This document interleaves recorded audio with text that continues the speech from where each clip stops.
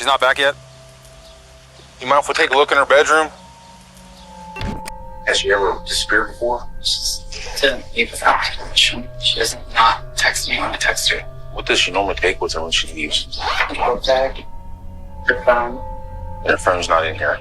Not that I've found. I was going to talk to you about tomorrow morning. Arguing here last night, or the night before, anything, any reason she would leave? No. Okay. There's a rumor going around, people telling us that she was afraid to come home.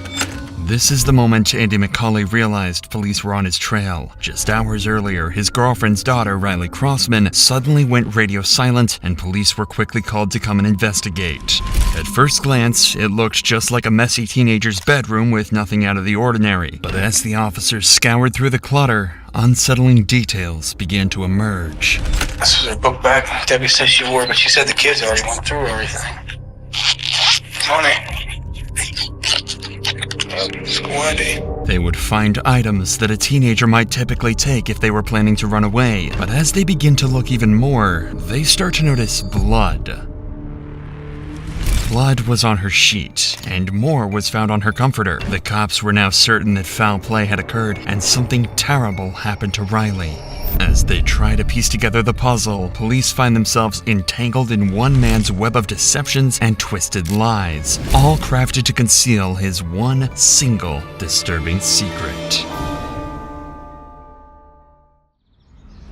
On May 8, 2019, dispatchers received a call from a concerned woman reporting the disappearance of her 15-year-old daughter, Riley Crossman. As officers arrive at the scene, they come into contact with the caller, Chantel Oakley, and her boyfriend, Andy McCauley. What's going on, man? Haven't seen you in a long time. It's been a while. Any word? You mind if we take a look in her bedroom? Has she ever disappeared before? She didn't leave without permission. She doesn't not text me when I text her. This is the only mirror we have like this, so I came in yesterday morning, and I don't remember that being there. And especially her glasses, because this is not exactly the way it was. I've been in here digging and looking to see if there was a note or anything like that.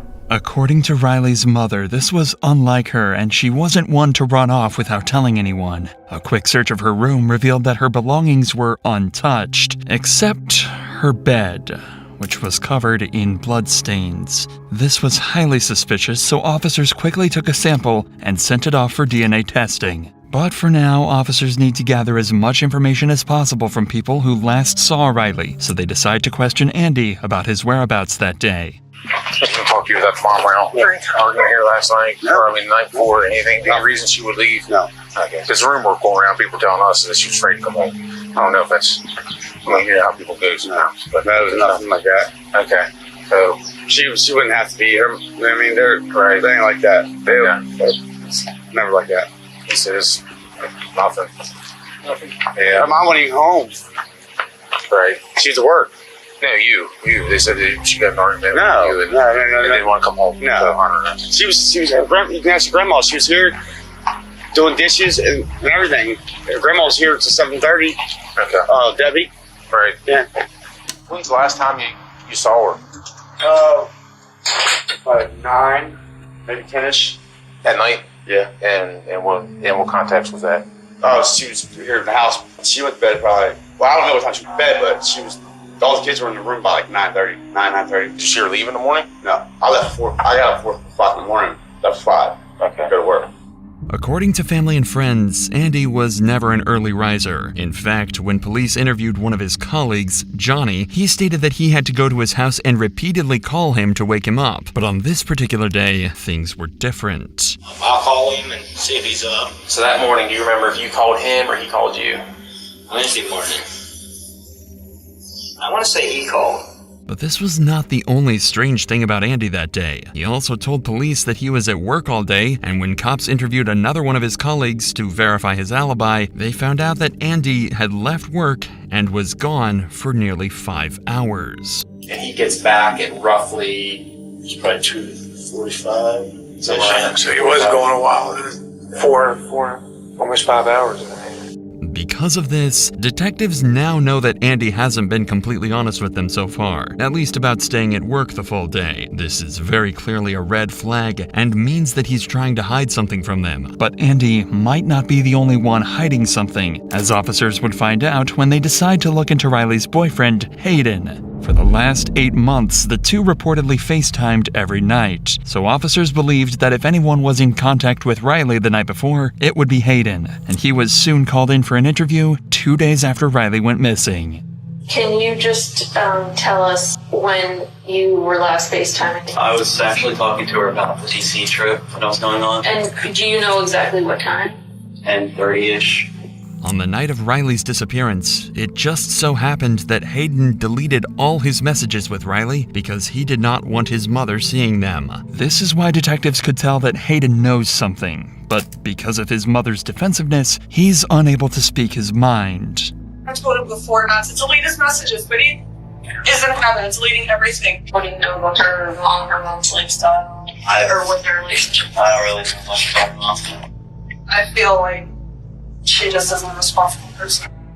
She'll just let her do whatever she wants. They had a dance, and she was wearing this short dress. She let her walk to the school by herself in this short dress. It's at night. Riley had way too much freedom. Although this interview was not too fruitful, it pushed Hayden to come forward with a crucial piece of evidence afterwards. A series of disturbing text messages that Riley sent to him the night before she disappeared, saying that Andy was in her room and that she was scared. Immediately, all suspicion was further confirmed around Andy, and officers would later use this information to piece together this dark puzzle. But for now, finding out Andy's actual whereabouts and what really happened during the 5 hours that Riley was missing is crucial to the investigation, and the reason why Andy would be called in for questioning. I just talked to Johnny, right? Saw him leaving. Okay. Would you be surprised if you told me something completely different? Maybe. Do you not remember leaving that job site and going to Red Hill? Oh yeah. Oh, I'm sorry. We did go to. It did. I'm sorry. We did. You're right. Okay. You're right. We did go to and did a shelf. How long were you there at Red Hill? Like the rest of the day. Okay. Like the rest of the day. Okay. Were you at that house the entire time, fixing the shelves? No. Okay. Where were you at? I was at the other house. Okay. I went and got some. I went and got some more drugs. If Andy was off doing illegal drugs during those 5 missing hours, then that could possibly explain why he didn't initially tell the cops the truth about where he had been all day. But this also could just be his way of trying to distract the police by bringing their attention to something else. At this point, detectives know that Andy is desperate to give them an alternate alibi, and his drug story could possibly be true. So to cross-check, they would call in Johnny again. Johnny had a history of drug use, and the two would often do cocaine together, so he can easily substantiate or discredit Andy's account. Would you say that there was enough to still do another line each? Oh yeah. A couple lines each? Oh yeah. Okay. So you wouldn't have to, you didn't need any more coke? No. So now, Andy's story about going to get more drugs isn't adding up. His colleague had already told the cops that they had more than enough cocaine to get them through the rest of the day, so there would be no reason for them to go get more drugs. Realizing that Andy has been lying, the police decide it's time to confront him and get to the bottom of his deception. What if I told you that I know you weren't at that Sunoco, and you didn't buy drugs off anybody that day? See what I'm getting at? We went from this story to this story, now I get a third story. This is one of these times you really need to think of what you're telling me, okay? Because you're not being honest. Remember what I told you about being honest and I'm not going to just throw shit at you? I know you weren't there. I know you didn't buy drugs off your cousin, and I know you didn't use them in that parking lot that day. Where did you go when you left? Went to my house to get the drugs. Okay. I already had them in my house. Okay. I already told Chantel. I still want to tell you I had them in my house. So you go back home, you use your drugs, and then you go back to work, and then what? Considering the discrepancies in each version of the story he tells officers, there is more than enough reason for officers to not trust Andy, like they would express. I'm just telling you the whole part about you being honest. I'm being honest with you. I've been honest with you. I told you shit that I didn't even want to tell you. Okay. You're being somewhat honest. I mean, we're doing some polling to get some information about some drug activity, which is us. I don't even give 2 shits about. But yet we're having trouble pulling that out of you. Because I was worried about the names out there. Okay, and I told you I don't care about that. I didn't say that. You told us about the drug activity, 2 nights ago? I did. Did I arrest you for it? Your names or anything? The main reason for detectives pressuring Andy like this is because a record of his movements is crucial for this investigation. Usually law enforcement can just track a suspect's movements using their phone, but in Andy's case, he had supposedly left it at home the day that Riley went missing.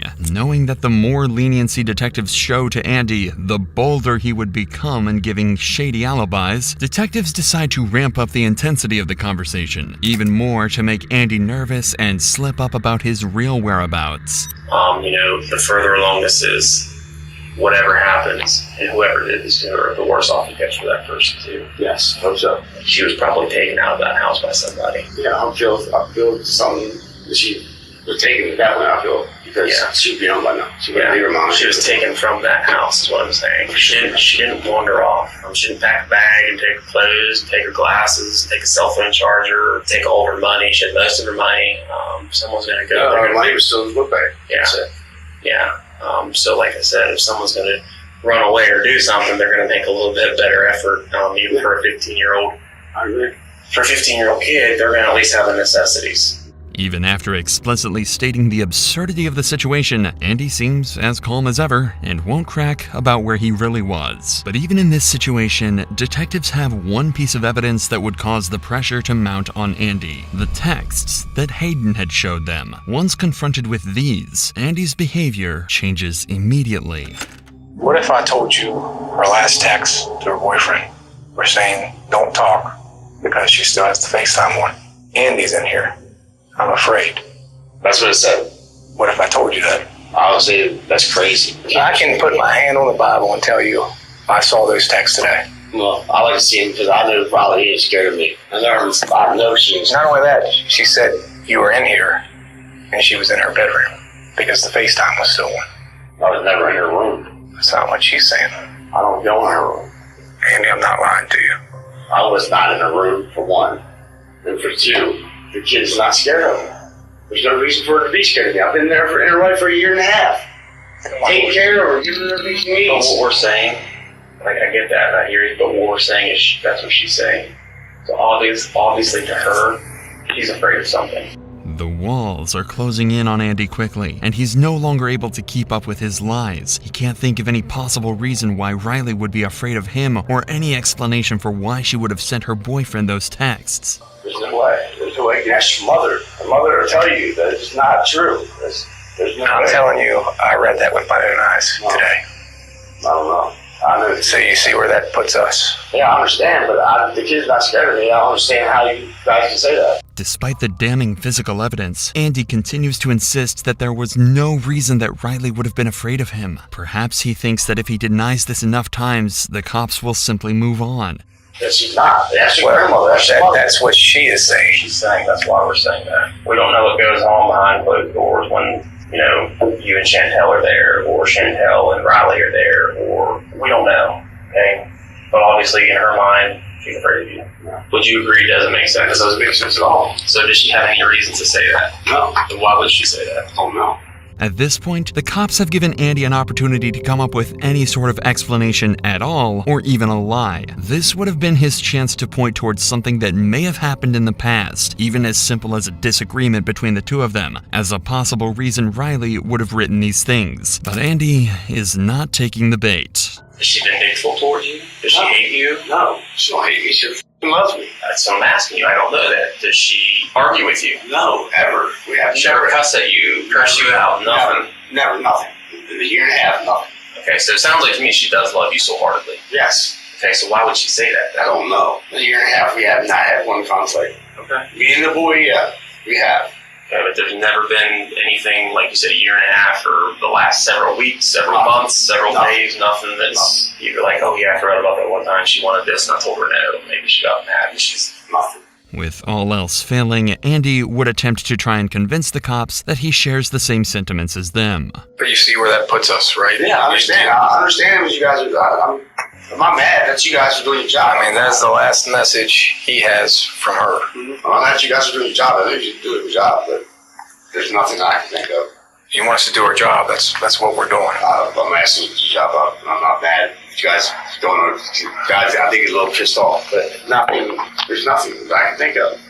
She would be mad at me for, or she would be upset with me, or scared of me or anything with me. You didn't go in that room? No. She still had FaceTime on too. Okay, well, I was in that room. The cops lacked probable cause at this time to arrest Andy, but there is one piece of evidence that is about to change the course of this entire investigation. It was around this time that the lab results on that blood sample would finally return, and it would be an exact match to Andy's DNA. But that's not all. They also learned that the blood they tested was also mixed with saliva. This made the cops suspect that Riley's face may have been forced into the pillow in an attempt to keep her from screaming. This is an important development, but they still haven't located Riley, and they need to find more information about where Andy was during those 5 missing hours. Luckily though, all of that can be answered in the CCTV footage that captured all of Andy's movements. There were cameras attached to a nearby high school that captured Andy McCauley leaving his work site. That was the starting point of the investigation for the cops. They knew the direction of his travel, including the fact that he was on Route 9. An eyewitness who knew what Andy's vehicle looked like was able to confirm that she saw his truck backed up into the driveway of Riley's home in the middle of the day when he should have been at work. At this point, the cops believe that Andy killed Riley during the late night or early morning hours, likely to keep her from screaming while he assaulted her. They believe he then hid her body in the bedroom until everyone left, and then later returned to the house when it was empty to pick up her body and dispose of it. Using CCTV footage to guide them, and with the help of police canines trained to pick up Riley's scent, they search a nearby mountainous area. It is there that they tragically find Riley's decomposing body left in a secluded area. While this is the outcome that nobody wanted, it marks the turning point in the case. Near where Riley's body is found, there are several unique-looking screws discovered. These are the same screws that were located when the cops had searched Andy's vehicle the day previously. This is even further evidence that solidified the case against him, and 8 days after the discovery of Riley's body, Andy is arrested and charged with her murder. He pleaded not guilty. In the trial, Andy's defense argued that the prosecution failed to provide a clear motive or definitive cause of death, as the exact cause could not be determined due to the body's decomposition. Despite this, the jury found significant evidence linking McCauley to the crime, such as the presence of drywall mud on Crossman's body, which matched the drywall found in McCauley's truck, and inconsistencies in McCauley's statements about his whereabouts on the day of Crossman's disappearance. The jury deliberated for about 4 hours over the course of 2 days and decided that the monster who murdered Riley was none other than Andy McCauley. We, the members of the petit jury, as to the issues joined, find the defendant, Andrew J. McCauley Jr., as follows. Count 1, murder. Guilty of murder in the first degree. Finally, justice for Riley had been served. The only thing left was for Andy to be sentenced. The judge presiding over the case sealed his fate by giving him 2 life sentences. He will never see the light of day as a free man ever again, and most importantly, he will never be able to hurt another innocent child.